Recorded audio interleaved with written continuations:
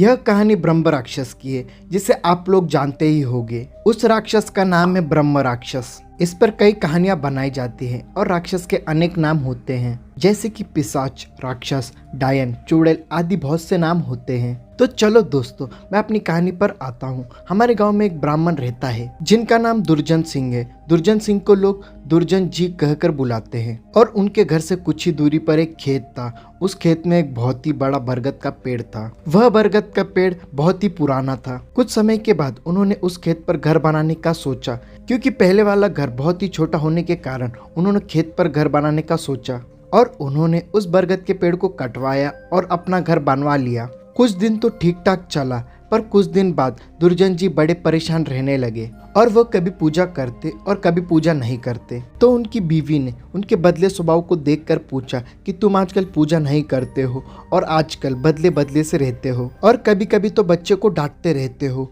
तुम्हें हुआ क्या है? दुर्जन जी के चेहरे पर मुस्कान आई और वह कहने लगे कि मेरे घर को तोड़कर अपना घर तो बना लिया है और इसे क्या पूजा करने के लिए कह रही हो? मैं ही तो भगवान हूँ, इसे पूजा करने की कोई जरूरत नहीं है। वो कभी दांत मीचते, कभी बड़े प्यार से बोलते, कभी आंखें लाल तो कभी सही हो जाते। उनकी बीवी को शक हो गया कि जरूर इनके पीछे किसी का साया है, वरना वो ऐसी सब बातें नहीं करते हैं। और मानो जैसे कि उनके अंदर से दो लोग बोल रहे हों। तब उनकी बीवी उनको बिठाकर हनुमान चालीसा पढ़ने लगी। वो सोच रही थी कि अगर कोई होगा तो वो भाग जाएगा, पर दुर्जन जी पर उसका कोई असर नहीं पड़ रहा था। वह एक टक लगाए उन्हें देखे जा रहे थे। उनकी बीवी ने काफी मंत्र और गायत्री मंत्र पढ़े। तभी दुर्जन जी की आंखें लाल हो गई और वह कहने लगी कि मैं किसी से नहीं डरने वाला हूँ और तू क्या समझ रही है, मैं इसे ऐसे नहीं छोड़ने वाला हूँ। तब तक उनका छोटा बच्चा वहां आ गया। दुर्जन जी ने उसे जोर से पकड़कर अपनी तरफ खींच लिया और ऐसे लग रहा था कि वो उस बच्चे का सिर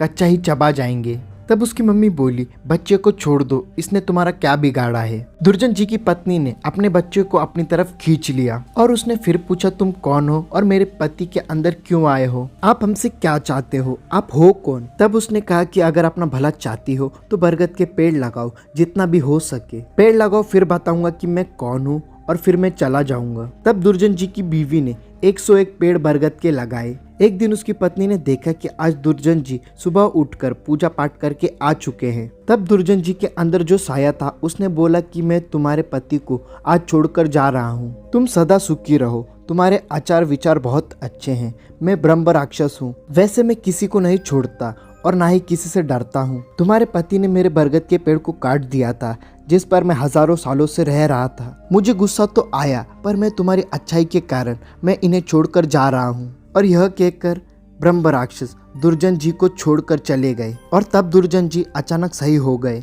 और तब दुर्जन जी की बीवी की आंखों से आंसू निकल आए।